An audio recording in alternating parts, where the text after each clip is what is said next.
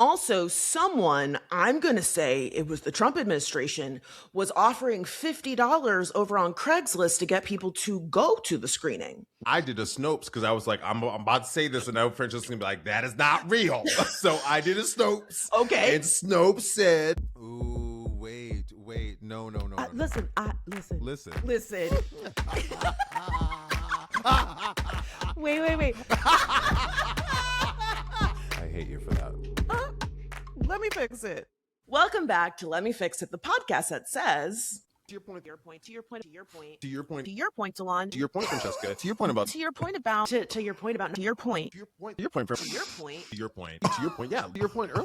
about the system. To your point about psychosis. To your point about it being scary. To your point, like I said it to your point. To your point about... To your point.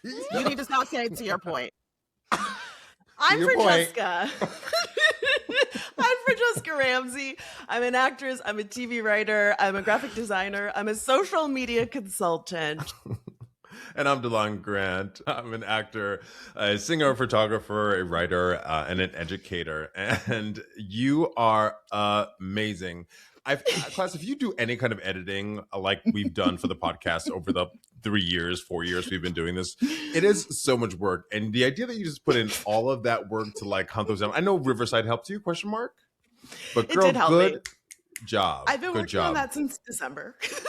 Yo, wait, do you remember? I also did a smash cut of like some of your laughs or something like that, or something. I can't remember what we did. Smash cut of me saying, of me saying something. It was very, very funny and very shady. I'm gonna find it.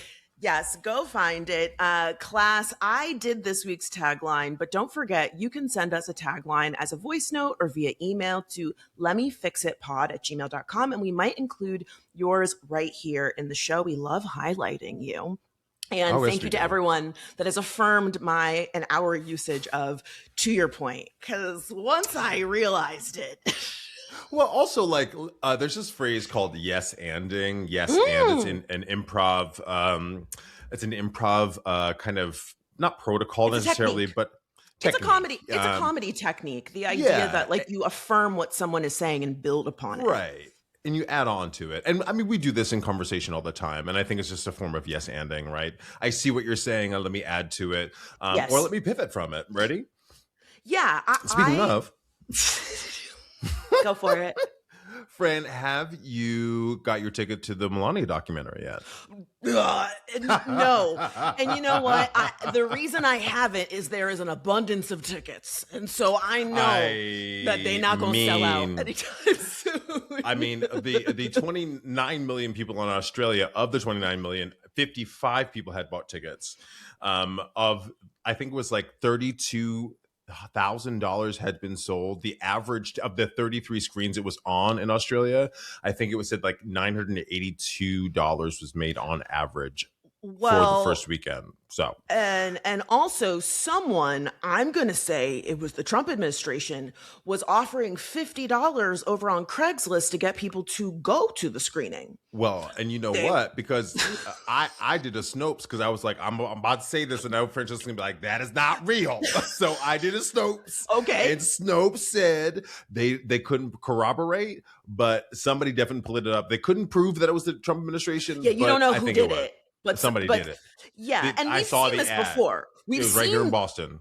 Yes, we've seen this before where people, you know, with the ICE protests, for example, people were paying agitators to go to the protests. Wow. There have been, you know, at past Trump rallies, people wearing blacks for Trump and then finding advertisements on Craigslist being like, we'll give you $100 if you will go wear this blacks for Trump shirt. ICE is like signing up a bonus is like $50,000. A $50,000 signing bonus, which what's interesting about that is they're offering that bonus, but you only get it if you complete 5 years. So a lot of people 5 years? Because they don't want you to just sign up, get the money and dip. Well, so they're like, you have, I mean, again, like, not to say that I'm on their side here, but a lot of people are not reading the fine print. And so they are signing up and getting like a quarter of the bonus. And it also says, if you don't complete those 5 years and you decide you want to quit, you got to pay it back. I mean, what a trap. What an absolute trap. The thing about this Melania documentary is like we've used this word here on the pod before. It's called Schadenfreude. And I'm giving it, we are bequeathing it to you because I have so much to say about this headline. So it's a 6% on Rotten Tomatoes right now. And I have to read what one commenter said about this documentary because it eviscerates it. Oh, it yes. eviscerates it. It says Melania is a shambolic, putrid, pitiful garbage, a brazen, awkward, irredeemable infomercial that ignores truth and scrutiny in favor of performative humility. It's not just wretched, it's offensive to the collective intelligence of the human race. You better go ahead. I also have to say, there's this Mother Jones said, it's this vapid, corruption-soaked film which celebrates the myth of the good immigrant is more revelatory than it seems. Well, sure. And also the irony of the good immigrant that was essentially like a catalog mail order bride, which again, do what you gotta do, but like in the same breath to demonize immigrants and undocumented folks. Absolutely. Well, and also like not only that, I don't want to. All of his wives basically have been immigrants, right? But the idea that we're going to prop this woman up, give her a documentary, and at the same time rip families apart is not only ironic, it's cruel. It's cruel. There's this, and the Independent had a this writer Nick Hilton said, the first lady is a preening, scowling void of pure nothingness in this ghastly bit of propaganda, which it absolutely is. I'm not going to watch this thing. I'm sure it's going to be on Netflix because Jeff Bezos paid $70 million for it, $40 million initially, and they're $35 million to market this thing that nobody wants to see. And Brett Ratner, the director, was buddies with Jeffrey Epstein. Oh, he's in the Epstein files. Yep. Yeah. Well, to your point about not watching it, have you seen that there's been a movement to really encourage people to watch Michelle Obama's documentary on Netflix? So it's in the top 10. And so people are like, put it on in the background if you need to. Just let that motherfucker play. You know what? I fully plan on it. Well, and here's the thing. Like, this is what happens when you bully, lie, and kill people. They don't like you, it turns out. They just don't like you. I mean, might I remind you when Melania stole Michelle Obama's speech? Remember, was that year she was speaking at the RNC? I guess it was maybe 2015, 2016. I mean, and it was just like a bar for bar plagiarism. And, you know, I almost said to your point, the thing about it that I think is so infuriating, because look, there's nothing wrong with the fact that Melania is an immigrant, that she speaks with an accent, that she has posed nude. There's nothing wrong with any of those things. It is the hypocrisy of positioning her as this idealized version of a first lady, and then in the same breath demonizing Michelle Obama and calling her manly and being upset that she, you know, wanted to do a foods program and calling her unintelligent. Meanwhile, you know, she's Ivy League educated. Like, come on. And it's an assault to our intelligence to think that we don't see right through that, right? The other thing I want to bring up is when they were separating children from families and the first Trump administration, when she wore that I just don't care shirt, or I don't care, or do you care, or whatever it said, like that is irredeemable to me as well, right? So I'm glad that this is tanking. They are really trying hard to get some spin on it to make it seem like it is going well, but it's not going well for them, and I'm happy about it. That's my headline.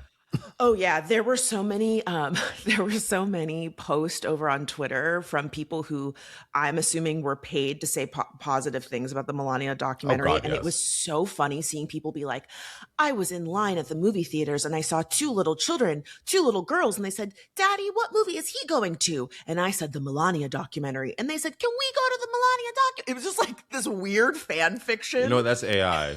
I'm like, what are you? That's just AI. He's like, so then I bought them tickets and they were like, wow, she's so eloquent and poised and blah, blah, blah. Eloquent? Like, eloquent? Well, I don't know about all that. Monosyllabic, maybe. What's your headline, Fran? All right. Well, Delon, did you watch any of the Grammys? Girl, you know how I watch these shows. Okay, well. Oh, you know, I did see Bad Bunny because I did see Bad Bunny talking about ICE, and I did see and Durand winning his Yes. Well, the headline that I wanted to talk about is Donald Trump is very upset because Trevor Noah took some shots at him, and he has now vowed that he is going to sue Trevor Noah. If you didn't see the clip, class. That's all this man does. That's all this man does. Listen, here's the thing. I welcome it. I absolutely do. I think, Trump, call your lawyers because discovery is going to be a motherfucker for you. Because here's what Trevor Noah said. Song of the Year, congratulations, Billie Eilish. Wow. That is a Grammy that every artist wants, almost as much as Trump wants Greenland, which makes sense. I mean, because Epstein's island is gone, he needs a new one to hang out with Bill Clinton. So in order to sue someone, and class, may this be a lesson to all of y'all, because I have had a number of folks throughout my storied career say, you're slandering me. I'm going to sue you for slander, for Jessica. And in order for something to be slanderous, it has to be a lie. Okay? And one, this is a joke. It's social commentary. But also, it's not a lie that she went to Epstein Island. It is not a lie that that was your friend.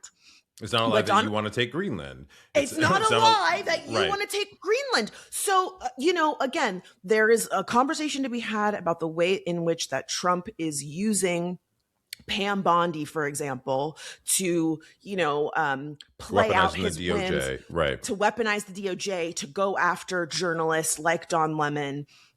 But also, when you sue someone, discovery means this is where we present all of our evidence to prove that what you said damaged my career or damaged my brand or, made me lose money. And also that what you said was knowingly false.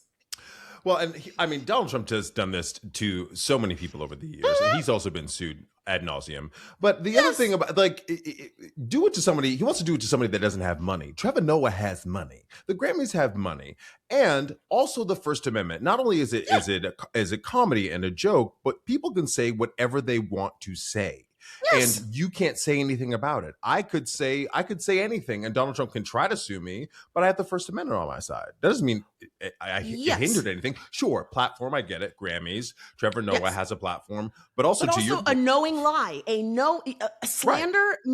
Okay, and also to take it a step further, if you say something about someone that is untrue and you didn't know it was untrue, it doesn't qualify as slander. You have to know it is untrue. There's such thing as a mistake. Right? And like you said, you have to prove that. You have to prove that it was untrue and that they knew it was untrue, which is very hard to do. Which is very, very difficult to prove. And in this instance, it's not untrue.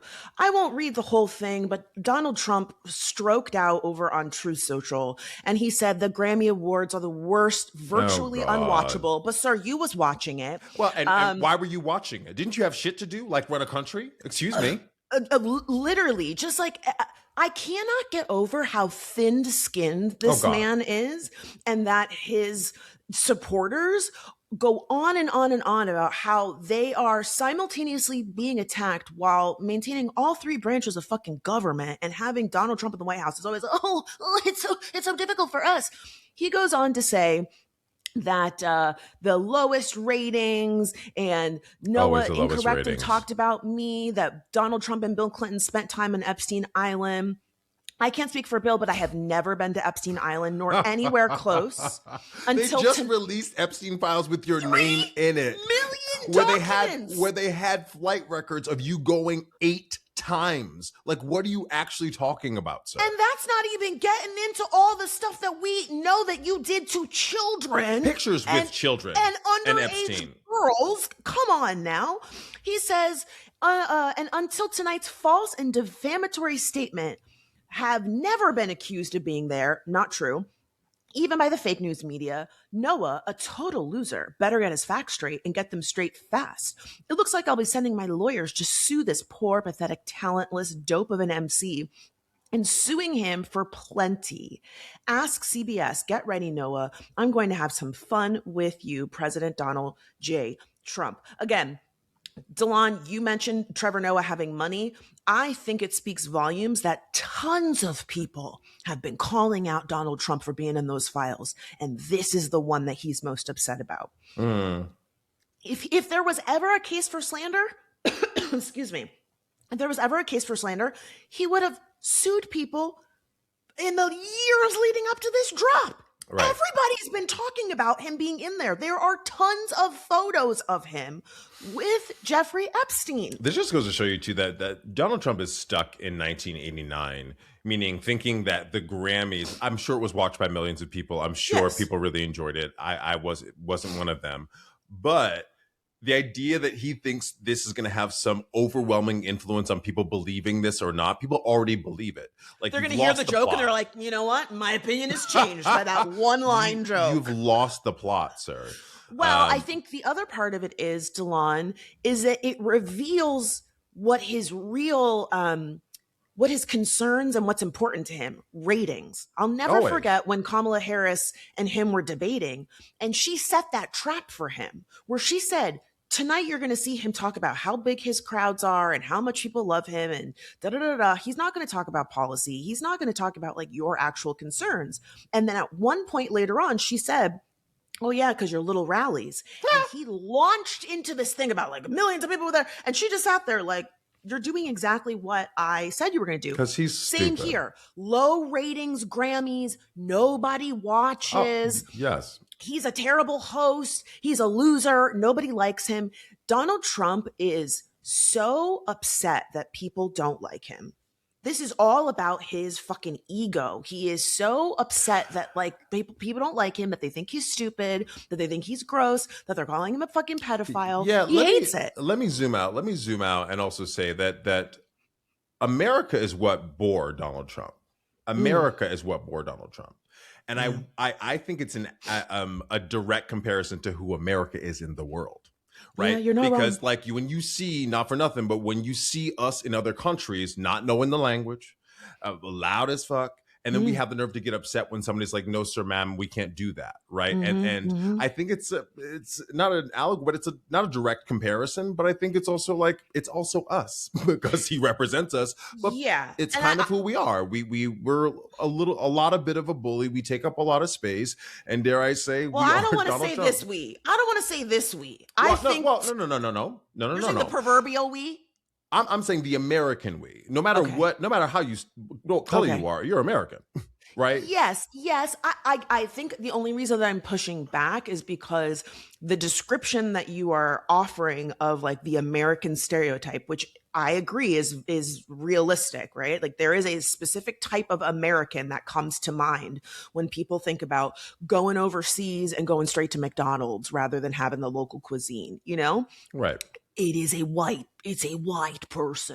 Well, I'm not saying that we don't act like, girl, I'm not saying that. Wait a minute now. I'm not Come saying. Come on now. Hear me. I'm not saying that any race of people is immune to it. I'm just saying that when people think of American, I believe they are thinking of a white American archetype. You disagree? I do disagree. Okay. Because I think you're parsing it out, and I think no matter what, they look at us as American. Like if when you and I go to Spain, they're going to go, "Oh, you're American." Why? Because you don't. Oh, I speak the language, but you don't speak the language. But that's also unfortunately we are grouped in this body of people, and that's. I am not. That's my point. I am not here again. I'm not I didn't saying. vote for him. I don't think right. Right. Well, and again, I'm not saying. We have seen American tourists act a fool all over the place. I mean, remember we talked about Carnival Cruise being like, you niggas is crazy. And again, it was definitely racialized class. If you don't remember, Carnival was talking about you can't do certain dances and certain types of music aren't going to be allowed and such and such. And we both agreed that it was very clearly targeted towards Black people. Right. And also, I've seen some of y'all acting a fool on the cruise ship, right? And same, right? So again, I this is again one of those instances of many things can be true. Also, P.S. I am trying so hard to not say to your point. It's like hurting my brain. And you know but I'm doing it. And I say, like, I'm proud of you, but like also abandon it. This is the podcast. This is how we talk. Welcome. I know. Welcome. I know. It's just a personal, like, once I noticed it and I started editing that supercut together, I pulled from like, I don't know, 10 episodes. And each episode had easily 10, sometimes more references to your point. So I'm just now thinking about it. Mm-hmm. But I'm just saying that oftentimes the word "we" gets thrown around. And I do believe that Donald Trump is a symptom of a broader problem, right? Like, I think it's very easy, and I think that's where you and I agree. I think it's very easy to be like, oh, Donald Trump, he's so terrible. How could we ever get here? And it's like, well, it's because you never addressed the issue to begin with. Like, we, as in this country, never made amends for slavery. We abandoned Reconstruction. We never made amends to the Native Americans. Right. And so we just allowed this shit to exacerbate. Well, and my point is, it's not only race. Yes. It is a confluence of a lot of things. It's also Yes. capitalism, right? Capitalism is a product of why Donald Trump exists, because all of these people gave money to his inauguration. All of these people gave money to his campaign because they thought, oh, it's going to benefit Amazon and Apple and Facebook or Meta, whatever. And so, like, all of it is a part of it. And unfortunately, it's not us, right? Yes. It is very much not us. Yes. But I do think, like, it just we have to start thinking a little bit more globally. You almost said to your point. I saw it flash in front of your eyes. But listen, evidently I'm being shamed as well. But we have to start thinking a lot of it globally, because I think that is part of the solution. Yes. It is not only MAGA, it's not only them. It's like, well, we are in this shit. And Black, listen, 1000%. I'm not going to no protests right now because, like, for a multitude of reasons, we can talk about that in another show or whatever. But I do think it is an issue that we are all dealing with, right? Yes. And again, I've said this many times here on the pod. One of the things I love about our relationship, but also the conversations that we have here, is that these topics are nuanced. And I think too often folks want to go like, it's this or it's this. And the reality is it's usually like a little shade of gray. It's a mix in the middle. And I think you and I, clearly through this conversation, we are in agreement on like the big issues, and we see this the same. I personally have like my own allergy to, and I often see white people doing this where they're like, we need to do blah, blah, blah. I'm like, are you speaking French? Who is the we? Because you are talking about some shit that you need to probably work on. But over here, and I'm of the mind that we should always collect our own. We should call each other in, and that there is a lot of work to be done, because again, Donald Trump is a symptom, and once he is gone, the problem's not gonna go away. That's listen, this is a little bit of a tangent, but I was listening to this historian the other day talking about James Baldwin's "The Fire Next Time." The Fire Next Time comes from like this gospel song where God says to Moses, "You got water now, but it's going to be the fire next time. If you haven't learned this lesson, it's going to be this," right? And so James Baldwin goes on to his idea being like, hey, if we abandoned Reconstruction, we never dealt with the racial issue. White people created the Negro, and it still exists today. So, I hate it. I hate this. I don't like it. I don't like it. You felt it coming out of your mouth. My brain went to your point. But if we don't deal with it, once Trump is gone, MAGA still exists. Also, the whiteness and white privilege and all of it still exists. I have something in the fix that's another kind of racialized thing that will also still fucking exist. You know what I mean? Yeah. So I also appreciate what you're saying about the nuance of it all. It is gray. You and I are on the same fucking team all day, every day. Yeah. But we also are talking about the points around the issue, which are important to bring to the conversation, because that's what makes it fucking gray. Yeah. Yeah. That is so real. You're smart, friend. Yeah, I try. I got some good smart friends that I be dealing with. All right, class, let's move into the fix. If you are new here, the ethos of Let Me Fix It is that, we like to talk a little shit and be shady, but we also like to be solution oriented. Talk about it. So my fix is also related to the Grammys. Delon, I don't know if you've seen these headlines that the artist Shaboozey has gotten a lot of pushback because during his acceptance speech for Best Country Duo or Group Performance, he described, his experience as being the child of an immigrant who worked multiple jobs and to support the family. And after thanking his family and his mom specifically, he said, immigrants built this country, literally, and he thanked immigrants for bringing their culture, music, stories, and traditions to the United States, adding, "You give America color." The statement quickly went viral, lots of people calling out what's happening with ICE around the country. And the reason that people took issue is because the immigrants built this country narrative erases Black people and erases Native Americans. And I think, I am not going to chop Shaboozey's head off here. I don't know how old he is. I think he's pretty young. Where's he from? I think he's Nigerian American. He's Nigerian, okay, African. Okay. Yes, class, correct me if I'm wrong. Or where's his family from anyway? But yeah. Yeah. And ironically, his name is Shaboozey because it is a play on the ways in which people have mispronounced his name. Shaboozey became his nickname because people could not say his actual name. To be fair, I don't know how to say his name or what his real name is. But a lot of people have been, getting in his ass and eating him up over this. And the internet loves to come get you. Yeah, well, and here's the thing. My fix here is not just directed at Shaboozey, because I've seen a lot of people say this, a lot of white people especially say immigrants built this country.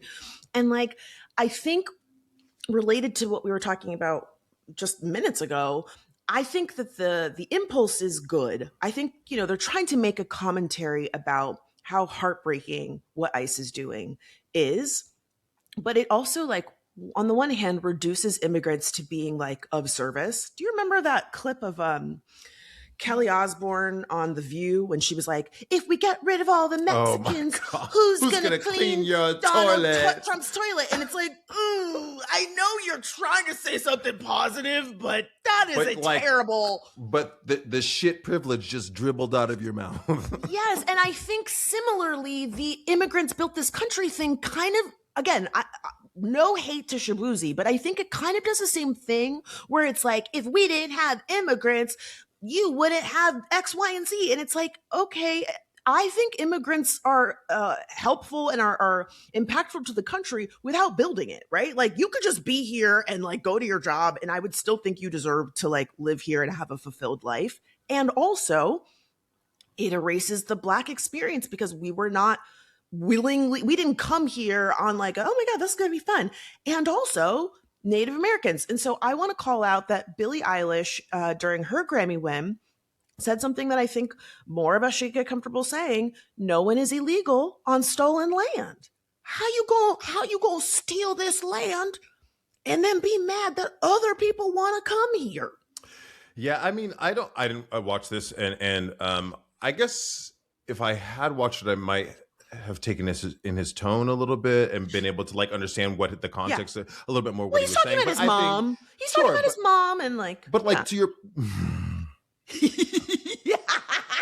to your point, a lot of people have said this, right? Yes. Our America's mayor, Zoran Mamdani, said the same thing, right? And they were getting in his ass about it too. Well, and I think if we, again, I'm about to zoom out. I do think Native Americans are native to this country. Indigenous people were here before we got here, and we were brought here as slaves.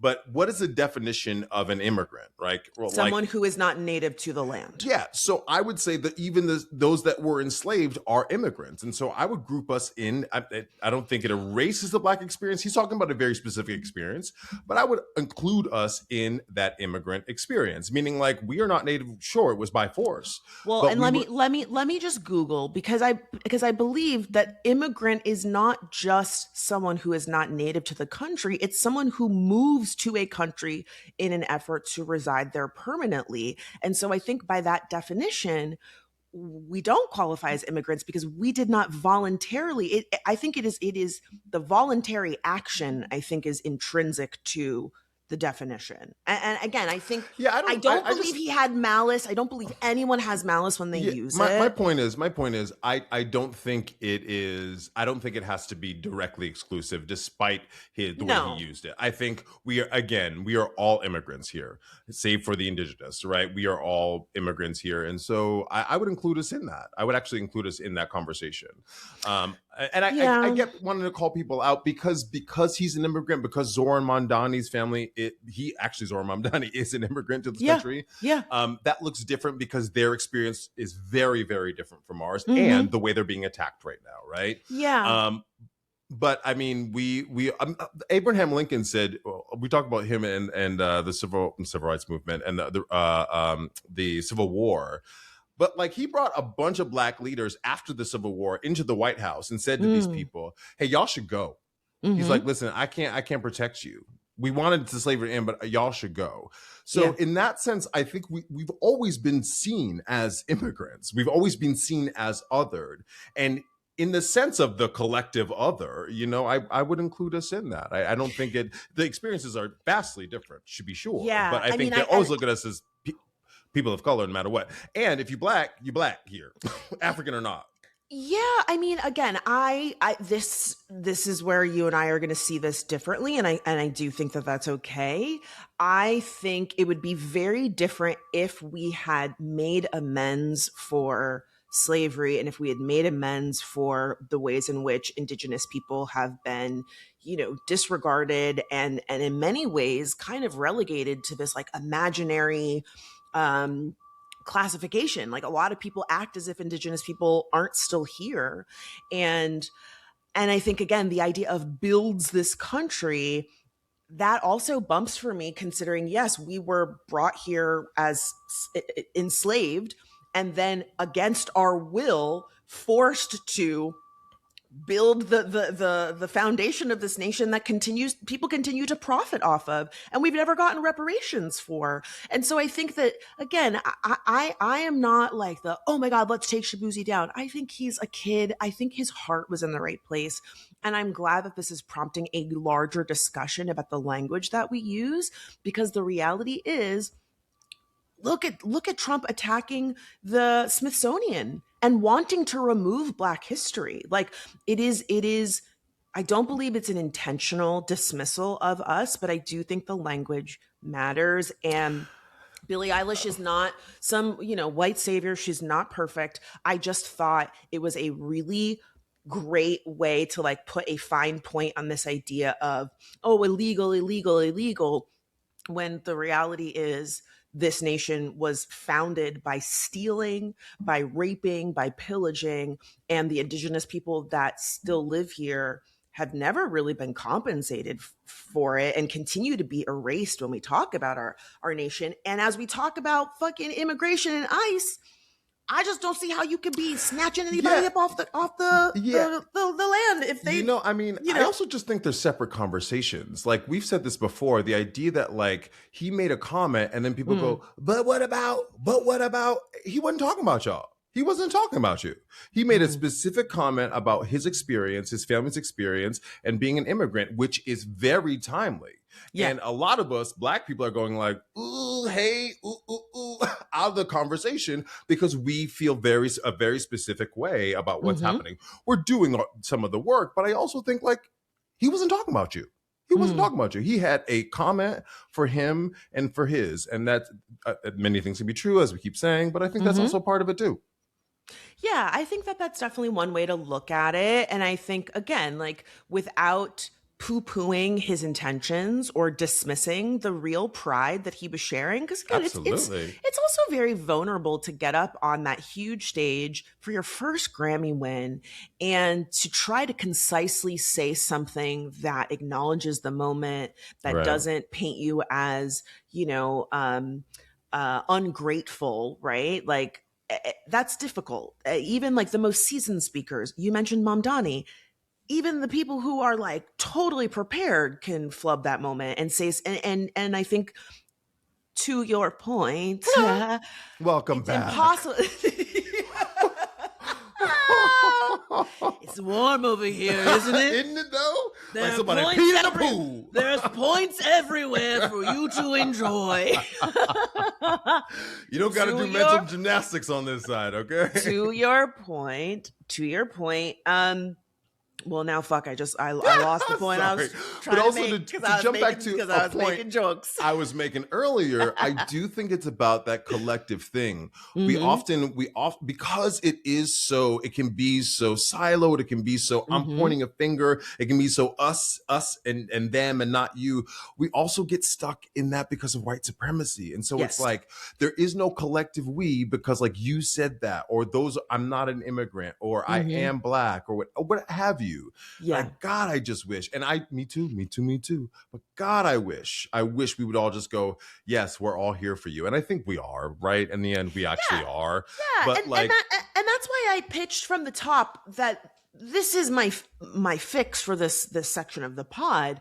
But my intention is not to like single Shaboozey out because as you so aptly pointed out, hello. She got some words. She's a writer, bitch. She's a writer. As you so aptly put it out, lots of people say this. This.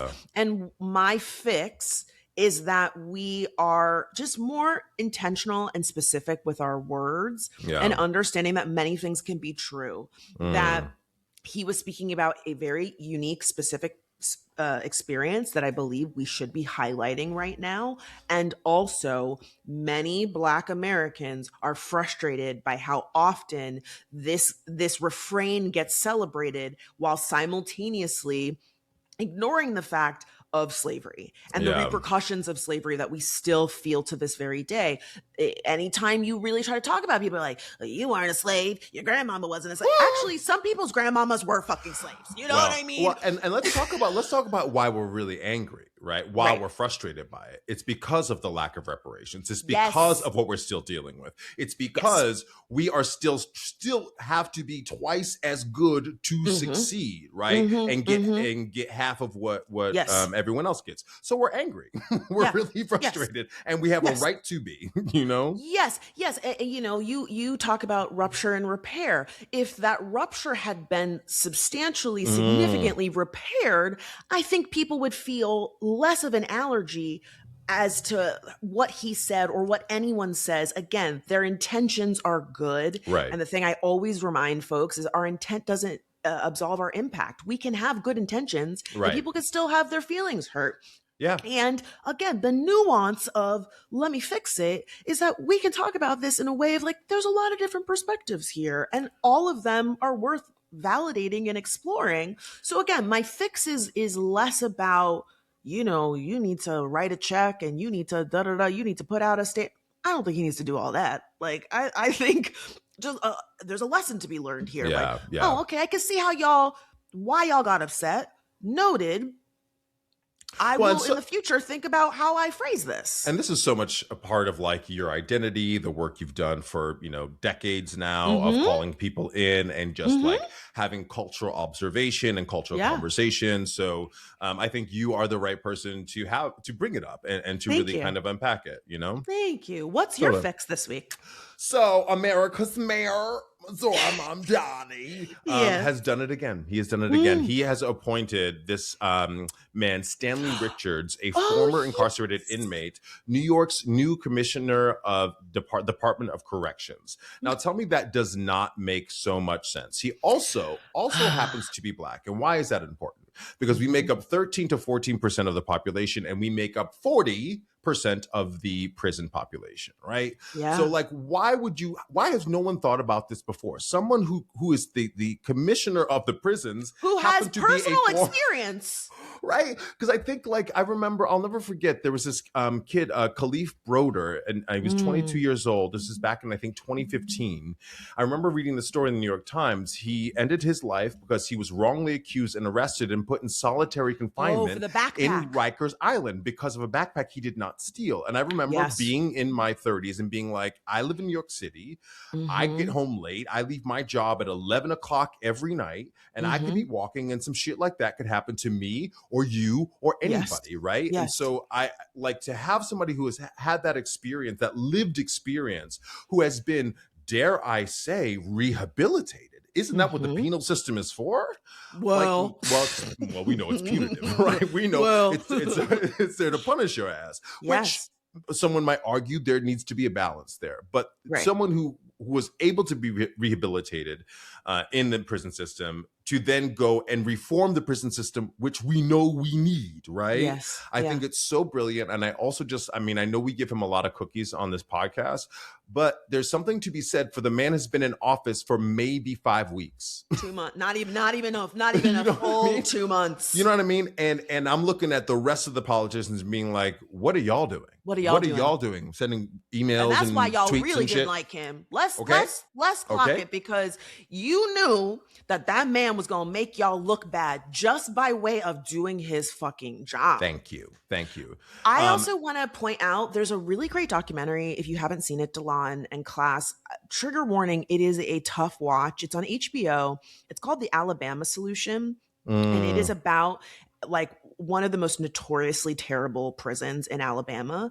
And it's all told through cell phone footage from inmates. And it's all about like the practices that are happening in there. And there is more than one example of inmates who, you know, through no fault of their own, get into jail for something like really small, like weed or like theft, and then they can't get out because they get roped into like people like, you know, because now they're a felon.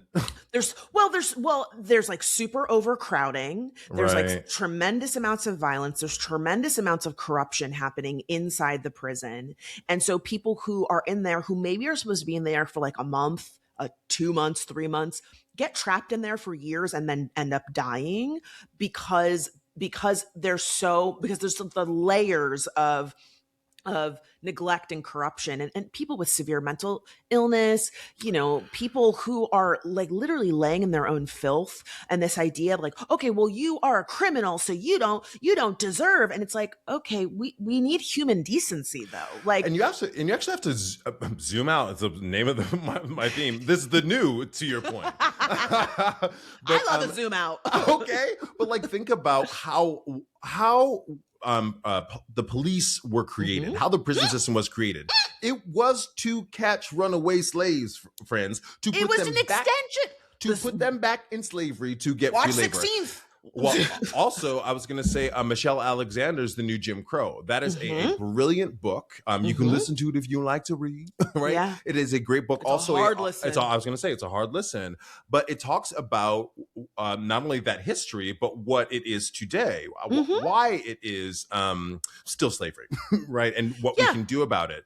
And the thing about my fix for this, right? And listen, I don't claim to know. I'm not Michelle Alexander. I don't claim to know a lot about the penal system. But if we're talking about recidivism meaning like how often inmates, when they get out, reoffend and go back into prison, which also everything in our laws are built for that. You can't vote, you can't get a job because on every live application, certain places, can't get an apartment, right? Because you're now a felon. So we've already othered them and made them lifelong criminals, you know? Yes. So how else are they going to engage in society? Why isn't it actually rehabilitative, right? Rehabilitative? I don't know. Why isn't there rehabilitation? Meaning, we know that these prisons also engage in very low labor for these inmates, right? So there are huge corporations that are getting a lot of products from these prisons for nothing, for free. Why don't we actually engage in giving them a trade? Have them learn a trade. Because they don't want. Well, obviously, but that's my fix. That's my fix. Like we have a housing crisis in this country. Learn them how to build some shit. You know, we have, you know what? And this is really far fetched and pie in the sky. And I'm a unicorn here, right? But if somebody murdered somebody, which I think is one of the most egregious crimes anybody can commit, and this would have to be against somebody's will, I guess, in some way. But why not make them a grief counselor? Like, why not have that be the punishment? That you have to sit with people who are grieving. Now, again, pie in the sky unicorn, right? But or do one of those like scared straight programs where like you're talking to at-risk youth about, look, how I ended up here. Because not to absolve, sorry to cut you off, Delon. No, please. class, I think this is important to say here, right? There are a lot of people that are in prison for a myriad of reasons, and some of them are terrible fucking Yes. people, and they Yeah. deserve to be there and never come out. Okay. Right. Let me just make that clear.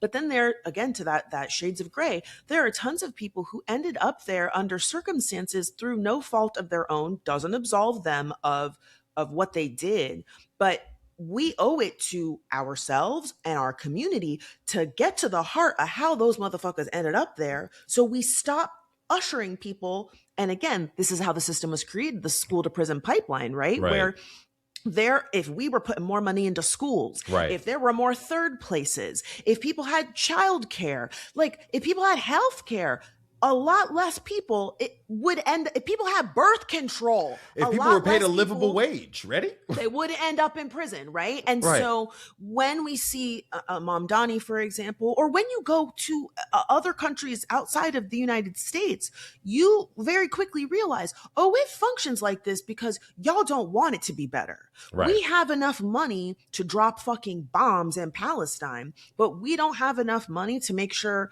veterans have a place to sleep. Oh God! Don't get me started on the fucking veterans. And so, but we please go ahead.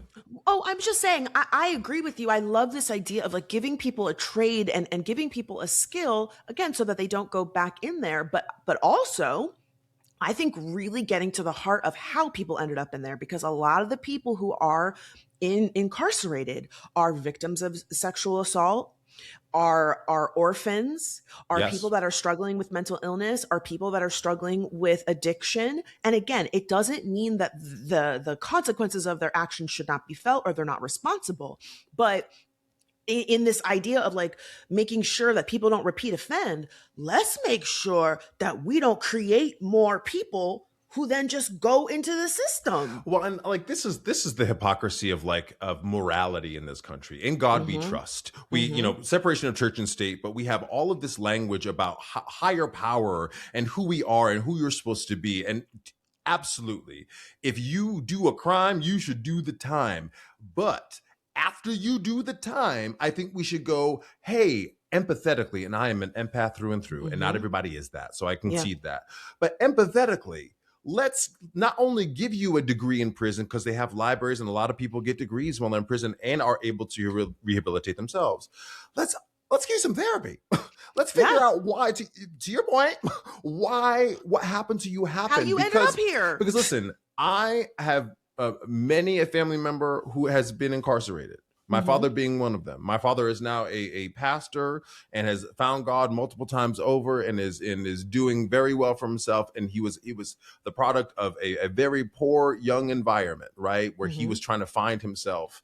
And I can't blame him for that. That's just what his experience is. But does that mean that man, because he's done the time and he's rehabilitated himself and drug addiction and all those things, that stuff has really changed for him, and he's helped other people as a result of that.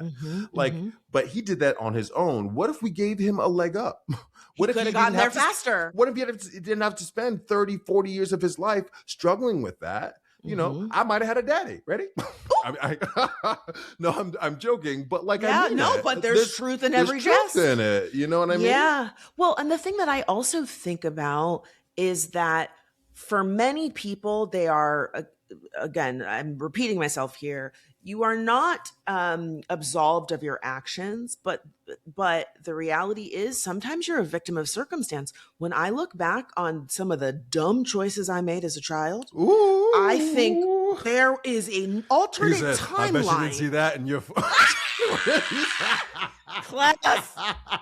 Class, if you're new here, you might not know my lore, but I definitely got arrested for shoplifting a deck of tarot cards, and the police officer said to me, bet you didn't see that in your future, and took my ass to juvenile detention, and Lerna had to come pick me up. Okay? And honestly, Dawn, a big part of why I didn't end up in juvie or having that shit on my record is respectability politics. I was in there like, I go to art school, and I'll never forget, the cop was interviewing me and asking all the intake questions, and they said, when's the last time you had sex? Mind you, I was 16, and I said, I've never had sex. And she said, excuse me? I said, I never had sex before. And she said, give me 1 second. She said, hey, Jack, come over here. He comes over, he's like, hey, what's up? She goes, tell him what you just told me. And I said, I've never had sex before. And he was like, how old are you? Then 16. He said, you are the first 16-year-old that we've ever had in here that's never had sex. And I was like, oh my God. So I'm a loser.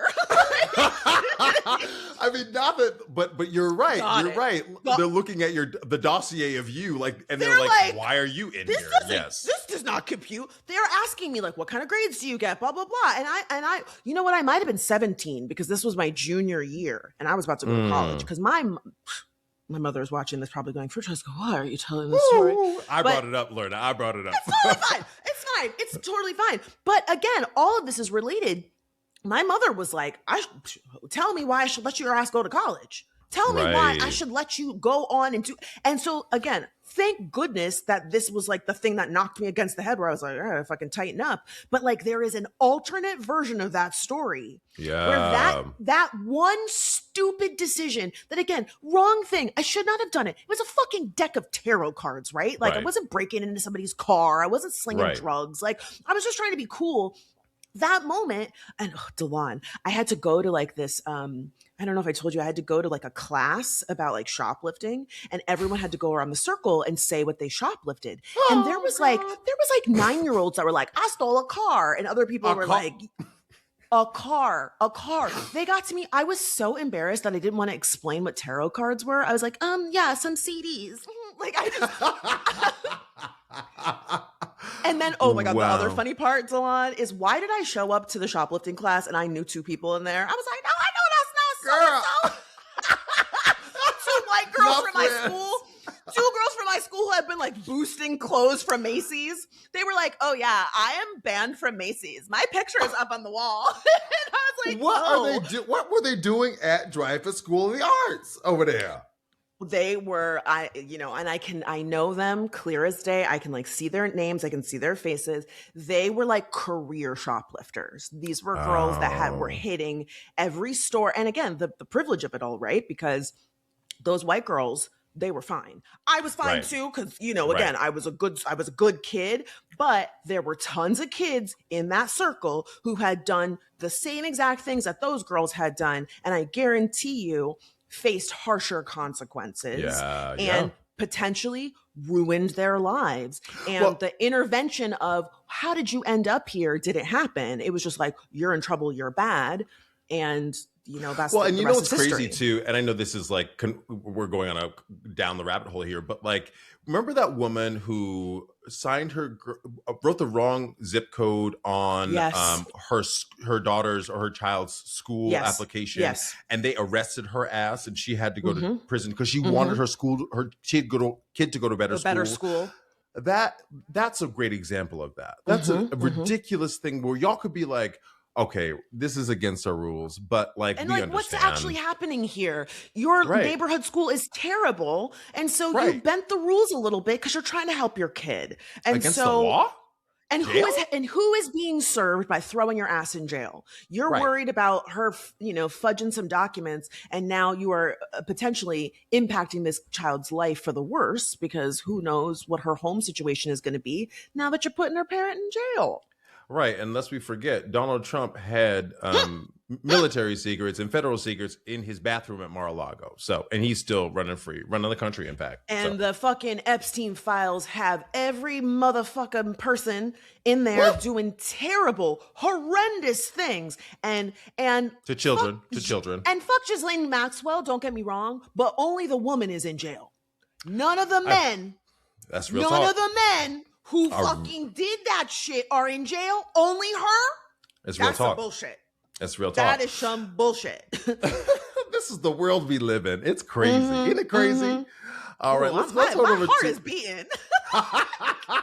We do get worked up on this podcast. Let me just say this. Y'all, class, I'm an educator, and me and another educator who happened to be Black, we're talking, just convening, and we're talking about how like passionate we are as artists and passionate we are as teachers. And we were like, we get worked up. And I think it's just part of being Black. It's part of how I was raised. I have a big family. We're very loud. It's just who identity is, who we are, And he was like, I think some of the students get a little like, oh, I'm a little weird about it. I'm like, oh, no. I'm rooting for you. I want the best for you. And also, this is just how I show up. So you're welcome. We passionate on this podcast. That's also like just very truthful to our friendship and our and our personalities. I mean, we've always had very big personalities. Class, if you see us together, like we're very striking. We're both tall. We both take up a lot of space. I'll never forget us going to Blockheads or any place really. And we walk in and everyone's like, who is that? And people are always like listening and they're like, what are they talking about? I'm like, get out of my You look like you're having fun over there. We all mind your business. Who are y'all? Where are y'all coming from? Like, what is the thing? When you're Black, you're never really alone. There's always a white person in your business. That is my God. us. Wait, Fran used to have this thing she did all the time because this happened to us a lot. She would go, get out of my mouth. Someone's in my mouth. Mind your fucking business. Oh my God. I should bring that back. You should. It's brilliant. Put it in your stand-up. Comments from the class. What are yours, Fran? Okay, so this is actually an old one that comes from our Instagram. So please I have to apologize to Lenny, the Lauren Ash, because she sent this last summer and I was combing through my screenshots and I was like, oh, this is great. Her message says, can you please do a fix on our legacy media publications? I'm talking Essence, Ebony, even Black Enterprise. Their commentary is often so off base. They act like gossip blogs and they're very corny. For example, when Tyler Perry's recent allegations came out, all they posted were positive stories and posts about him, and it's annoying. In the last few years, they've been missing the mark, and with this Essence Fest feedback, we are too pressing of a time for our publications and media to be shallow and mammying. If you still want all of the community engaged, several things: lack of LGBTQ content, who is their audience, clapping back at people on social media for giving you feedback about your captions. They need a Red Lobster style glow up. I know it's a long shot. The show has shifted gears a bit, which I love. I watch you on YouTube weekly, but think this would be a great topic. I love how thorough this comment is. And I agree, on the topic of legacy media, a lot of people have noticed that the National Association of Black Journalists did have Donald Trump as a guest last year, and people were very upset about it. And now here he is calling for Don Lemon to be arrested, and this whole thing about we need to protect journalists. And it's like, well, why was a Black news organization platforming him and also platforming him and then like not really doing a great job softballing him and this comment from Lauren calls out a few different publications. Essence got mentioned, and look, I've been to Essence Fest. I have friends that work at Essence. It has felt very tone deaf to have a women's empowerment conference and not talk about like how we getting jobs, how are people paying bills? All of the Black women who were fired from government after Doge. Ready? And it's like a lot of like girl boss stuff that gets kind of regurgitated. And it's not just the Black publications. Do not get me wrong, but this commenter is Black, and I think to the conversation that we've been having throughout this episode, I think it's important to call our own in. We've seen this a number of times where people will say something in the comments and then the publication is responding like sassy, and you're like, what is this is not how you should be talking to your audience. Right. And the queer representation has been an issue for a long time. I think the broader conversation to be had is, just because it's a Black publication, are Black people actually in charge? People talk about BET. Well, it's like, who in charge of BET though? As we say, skin folk ain't always kinfolk. Ready? That's true. That is true. And also, I know y'all are tired of me talking about capitalism, but like Mm-hmm. when you do have an essence, when you do have a brand, I think sometimes you get kind of drunk in the brand. And Yes. you probably could speak this a little bit more, Fran, but I think like you think it has to, you're unwilling to change. And so why isn't there an LGBTQ slant? Why aren't there trans people represented? Well, Yeah. sure, there's probably a lot of homophobia, transphobia that's happening, Yes. but I think Yes. also an unwillingness to see beyond the purview, and that's why a lot of it's dying, right? Because you're not seeing, you're not Yes. pivoting, you're not changing, you're not seeing what you've done before is impacting us today, how it's valuable to the populace who are consuming it. Yeah, I think you are 100% right that these brands have failed to evolve. I will never forget, I won People's Red Carpet Reporter contest in 2008. Yeah, 2008. I went to the Emmys with YouTube. I had a fantastic experience. I got back and I thought, oh, I'm about to make it. Like, this is it, right? Like, goodbye to the old world. I moved to New York and I took a meeting at Essence and I was so excited. I went in and I pitched them this idea of like, Essence was not doing any social content at this time. Okay. This is 2009. And I was like, I should be a red carpet reporter. And they were like, well, that's not what we're interested in. What you can do is be a part of our partner program where you put some ads on your website for Essence. And I was like, I was heartbroken. I was heartbroken. And I, in hindsight, had the thought that a lot of these Essence, Ebony, Black Enterprise, that they have not evolved, that they have not recognized, okay, social media is where it's at. And so, okay, we need to be there. But then, like, do you have the people in place who understand how to speak that language? Right. Who is in leadership? And I think a lot of times with these legacy publications, there's a lot of people who have been in the industry for a long time and are thought leaders. And oftentimes, I get the impression that they are frustrated that they're being asked to do other things that are outside of their scope, which I understand. Many things can be true. A lot of journalists are like, I don't want to be a content creator. I agree. You shouldn't have to be. You should hire content creators and y'all could learn from each other. And that's my pitch, is that instead of journalists trying to, come up with clapbacks and learn how to be on camera and making Instagram reels and making carousels and whatever, hire people that are fluent in that language and then teach them how to have journalistic standards. There's been a big conversation about influencers on the red carpet and not knowing what they're talking about. Somebody was interviewing, oh my God, what is his name, from the guy from Sinners who just got his first Michael B. Jordan? Not Michael B. Jordan. I can't remember. Director? Not the director, the actor. I can't think of what his freaking name is. Hold on a second. Let me see. Hold on. Sinners. Denlau. I'm gonna tell this in my head. Yes. Best supporting actor.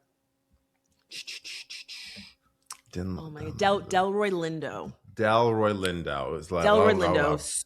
And you know what? Look, here, let this be a lesson, right? I didn't know his name, so I fucking looked it up. Perfect example, because there is a viral clip of an influencer talking to Delroy Lindo on the red carpet, and he called him an up and comer. He said it as an up.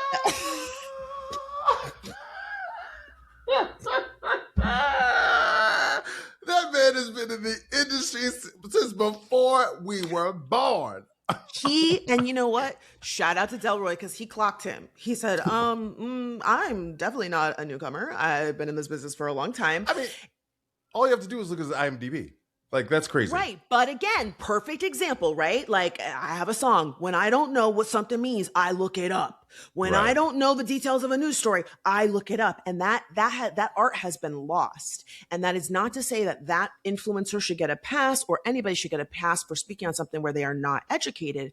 But I think there's a unique opportunity, because I'm sure that person got that gig because they've made tons of viral videos and they have lots of followers. And so they know how to do that, but they don't know how to interview someone, and they don't know how to prep for an interview. Right. And so if legacy media wants to evolve in this moment, they're going to have to evolve who's on staff, but then also give them the tools to, like, when I did the red carpet, you got a printout with everybody's face on it. and like a little bullet sheet. And then guess what I did? I went and I watched all those fucking movies. Yeah. I ordered the DVDs from Netflix when they would come in the mail, and I Right. watched all the nominated shows so I could have. But again, I went to acting because you school. were doing the work. That's but what no you one, do. right? But no one. I knew how to do that stuff because I had gone to acting school. Right. Because I'd taken improv, because I'd done stand up and all those things, and I knew how to like prepare for a moment. And I think if Ebony, Essence, Black Enterprise, you know, the National Board of Black Journalists, if they want to evolve, it would be smart to say, okay, here's what is happening in media. We need to make sure that we have the right people who know how to speak this language, the language of social media, right, and help them rise to the occasion so we can rise to the occasion too. Yeah, and I'm biased on this, but my add to that, because I don't have it like I think that's a great fix. Like double down on that. My add to that would be back to the LGBT of it all, right? Like the idea that I think the gay community can be very racist. I think the Black community can be homophobic. That's both my identities, and I know those things to be very true in my lived experience. I'm not saying that for anybody else, but I do think that like being to the evolution of it all, being on the cutting edge of asking questions about the queer community and how, and we know they exist. I'm sure they exist at Essence. I'm sure they exist in like how many like church accompanists are, you know, Lil Sweet. You know what I mean? We know them. They're your hairstylists. They're, you know, they're fixing shit for you. We exist. And so like now, like, not erasing them and asking them to just loop themselves into the Black community, but also saying, having them out front, I think is a part of it. But again, that's my own bias. But that is a small example of, I think what you're talking about is evolving on a grander scale, thinking bigger. Yes, social media is not going anywhere. And I think the resistance to it is actually going to force you to die a lot quicker. There's I'm zooming this out, but you know, there's a conversation, a lot of conversations happening about this with performing and performers. I teach very young performers, and there's resistance in some of my colleagues who are like, no, we don't want to do content creation. We don't want to teach that. And I'm like, that's a mistake. Because that's where you're getting paid. Well, and that's so much. Yes, I have so many examples. My friend was just in a show on Broadway, and they cut her track in half because they wanted more butts in seats, and they thought this influencer who can kind of sing would do it.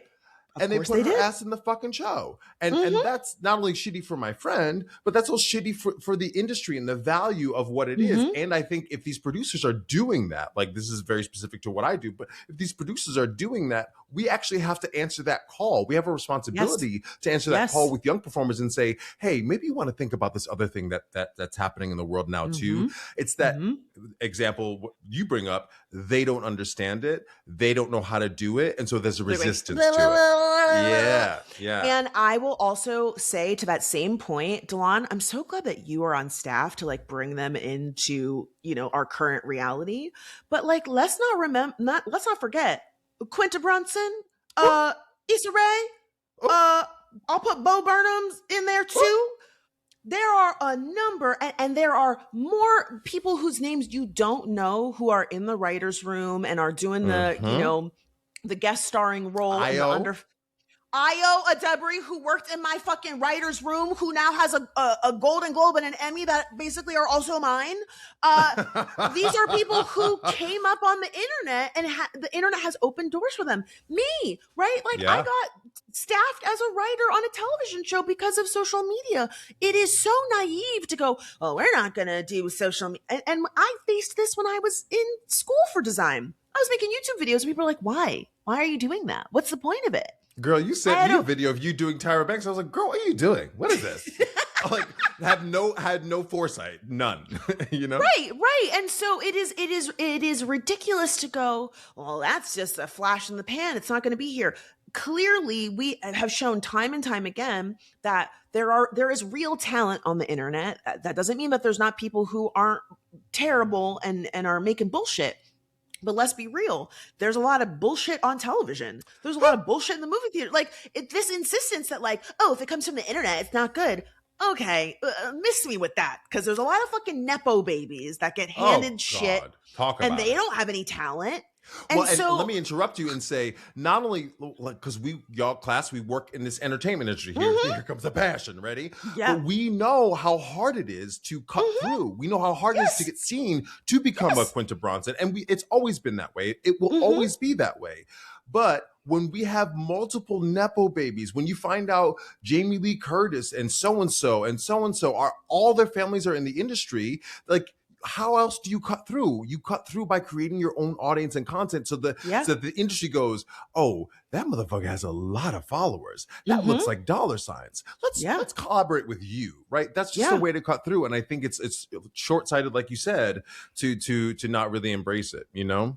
Yeah, don't cut your nose to spite your face. I feel like people are so quick to be like, and I see it all the time, and I'm always going to advocate for creators and artists in this way, because you're right, Delon, like the gatekeepers, it's so hard. Everybody can't move to New York. Everybody can't move to LA. Everybody can't, I've seen so many Lena Dunham. Oh, I just asked my parents for $50,000 to make my first short. And that's how I went to Sundance. Bitch, not everybody has a parent who can just give them tens of thousands of dollars to make their first film, and that's how you're supposed to break in. One of her parents a producer in some respects. Her mom is a visual artist.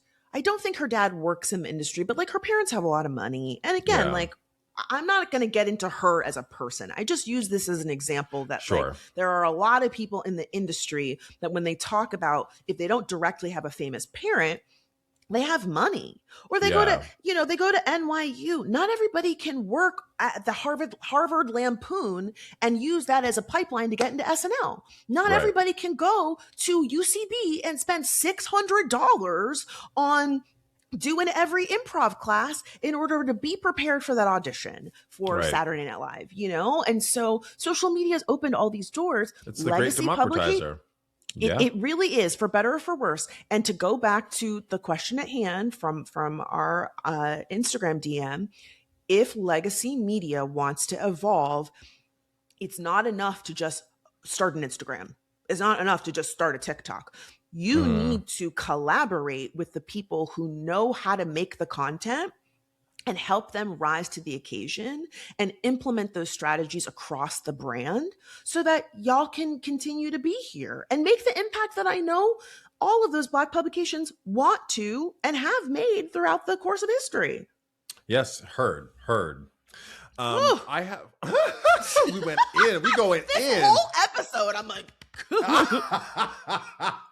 You're well, listen, it's a hard fucking life out here, and we have a lot of thoughts and feelings about it, so it is right. Get that blood pumping. Let's go. In the interest of time, I'll save my comment from the class last time because I think we really unpacked that. Let's hop over to the glow up, huh? Yeah, you want to go first? Yeah, let me go first. So I'm going to share. Intro the glow up because we might have some new classmates. Class, if you are new here, we do a segment called the glow up where we give props to those who have turned themselves around without our help. Do it again. Class, if you are new here, we have a segment called The Glow Up where we give props to those who have turned themselves around without our help. They don't need no fix. They don't need no let me fix it, Francesca or Delon. This is a little bit of a play on the fix. This is a content creator called Ama Udofa, who I really just discovered this person's content. And they talked about how survival food became luxury or becomes luxury. Ooh, and say more. This is they do this discussion where they say how survival food losing its context can become luxury and redeemable. They say rich people will never accept you, but they can take your food and make it theirs. And a couple examples they give is snails. This person grew up on a farm, and they said, we used to go to our farm and we used to collect hundreds of snails and just use them for a myriad of things and use them as food. But they were like, a good source of protein, but plentiful.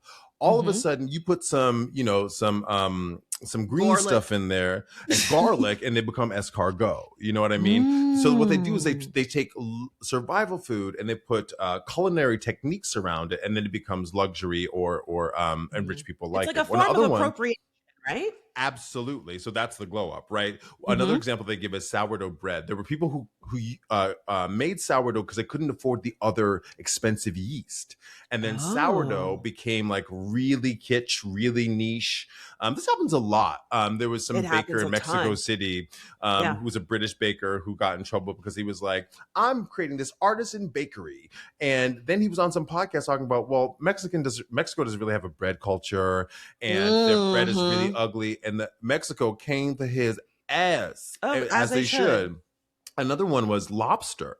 In the 1800s, this person talked about lobster used to be called the cockroach of the sea. They used to give it to inmates. Because they eat the crap on the bottom of the floor. And they eat the incredible. Listen, you know I don't like seafood like that, but I'll dip that thing in some butter. And if you are here in Massachusetts, a lobster roll will cost you $20-some-odd dollars. Yeah. You hear me? So I just really love this glow up of teaching us, right? And again, their name is Ama Udofa. Send me their Instagram so I can plug them in the description box. Absolutely. So I thought that was just an interesting fun glow up of like, all the food, not all the food, but a lot of the food that you might, Gumbo's a great example. Like, I don't know nothing about gumbo, so don't come for me, class. But it's a lot of stuff that was very not only New Orleans based, but very Southern, very Black. You know, and then it becomes niche. Add fried chicken in there. You know, they would give the Blacks the part of the chicken that was old and sometimes was had spoiled, and so we would fry that shit up in order to mask some of the taste and make sure it was super well cooked, right, and edible. And now there's all of these kitschy fried chicken and waffles type spots that are, you know, just taking things that were survival foods. That is such an interesting reframing of, isn't it? Of a glow up. So like that was really well done, Delon. Thank you. What's your glow up? My glow up is going to go to myself because I am very excited to share that I have accepted a position as a creative director at a social media marketing agency. She got the job. She got the job. Oh, congratulations. Thank you so much. I'm going to try so hard to not get emotional. But as you all know, if you followed along, Delon and I talk often about pivots. We've pivoted the podcast. We've made pivots in our personal and our professional lives, whether it be moving across the country, going and teaching in a college, getting a divorce. I mean, we've made all sorts of personal life challenges or changes. And you know, last year I talked about I had a television show in development. At this point, I've sold 6 television shows, and I'm not giving up on Hollywood, but I had to zoom out and look at my skills and talents and where my energy could best be utilized and surveying the landscape. There's not any TV jobs right now. I would love to work in a writer's room. I cannot do 2 more years of unpaid development for something to fall apart. So I started exploring other opportunities, and this opportunity fell into my lap. And I was just like, oh my God, this would be a dream job for me, because in many ways, it's almost like I get to be a mini showrunner, but for brands and for public figures. And so they have some really cool and interesting clients. This is a perfect example of what we talked about with the legacy media of it all, where I'm going to get to be working with people who have 20 plus years in the advertising space. And then I'm bringing 20 years in the social media space. So I'm going to get to learn from them, and they're going to get to learn from me. And especially because I am a public figure, I know how to talk to public figures about what they're posting online, or how to understand like how to capture the moment, or, you know, we have a number of clients that need content behind the scenes, right? They're getting ready for an award show. I know how to do that. I know how to edit some shit together. I know how to turn around a deck or a PowerPoint presentation. I understand how to like boots on the ground do certain things, but I also know how to think conceptually and how to tell stories. And I'm so excited. I never thought that I would be in a place where I was like happy to get a regular job. Oh, how the mighty have fallen. how the mighty have grown. How the mighty have matured. Glow up. Glow up. Okay. Yes. Because Yes. I feel you. Same. My own pivot, not to make it about me, but like No, it was absolutely. really, it was like, am I really about to go teach at a university? Is this what I really want? And I'm good at it. You're good at this, Fran. Yes. I'm very good at it. I'm passionate about it. Like, it makes sense. It just makes sense. And it doesn't mean you, like you said, you can't, it doesn't mean you're not going to still do the shit you're already doing. You know what I mean? Oh, yeah. It's just additive to what you're already doing and contributing. Yeah, I taped an audition yesterday. I'm about to tape another. Well, that's really why I got cute, because I got to tape something after this. And so I'm still giving it a shot. I'm still doing stand-up. I'm working on trying to assemble a tour.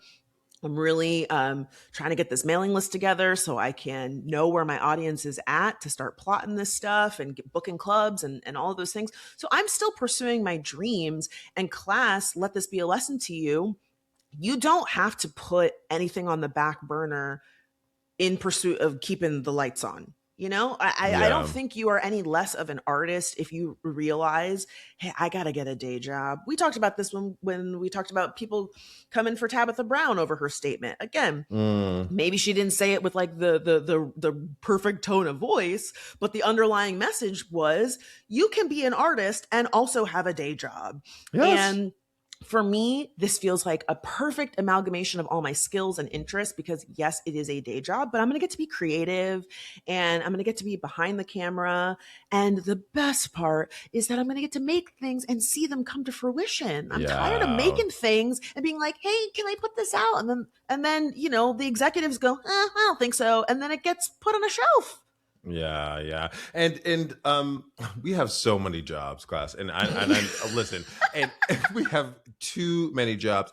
And I understand that y'all do too, right? You might have a full-time job, but you're a parent. That's a whole nother job. Your relationship is a whole nother job. You know what I mean? But like, it also takes a lot of work. I want to put that out there. It takes a lot of effort. It takes a lot of work, but over time, you see the fruits of your labor. Like you wouldn't have gotten this job without 20 years of social media experience, right? Yes. Like that is so valuable. I wouldn't have gotten the teaching job if I didn't have 20 years of acting experience professionally. You know what I mean? The theatre. Just to lift up what Fran is already saying, you too can do what the fuck you want to do. Just keep working hard, and there are going to be a lot of setbacks. She had 6 shows she ain't see come to fruition, but all of that writing is not for naught, right? All that writing really trained her voice. Okay, the check's still clear, and that's really what's important. My ego took a hit, but I still got paid. Well, and you can also say you still wrote 6 fucking shows. You created 6 fucking shows. They ain't come to fruition yet. I mean, because don't you still own some of the IP, right, for them? It's precarious. Like, I can still use them as samples, for example, but I can't they still belong to somebody else. I mean, I could try to buy it back or try to sell it to someone else, but right now the industry is just in a weird place. But who knows? Things change, and we've seen this happen with a number of shows that start at one place. Crazy Ex-Girlfriend was at Showtime, didn't end up happening, moved to CW. You know, Mad Men was passed on by HBO and ended up at AMC. Like, it happens all the time. Yeah, right. I'm just not like waiting around for it. I was like, I gotta pay these bills. And look, let me just say, to your point about time, class, we have gone way long, but it's totally worth it. And we're so glad that you continue to tune in every week and spend your Wednesday or whatever day of the week with us. Go ahead and follow us over on Instagram at Fixapod, or you can email us, lemmefixitpod@gmail.com, and send us a tagline or send us something that you would like for us to fix. And if you are new here, every Wednesday we drop episodes. Hit that notification bell so that you know when they are coming, but they're coming every Wednesday. And also subscribe if you want to see more of us. We love new members of the class, and we love you all. We thank you, appreciate you. I'm Delon. And I'm Francesca, and this was...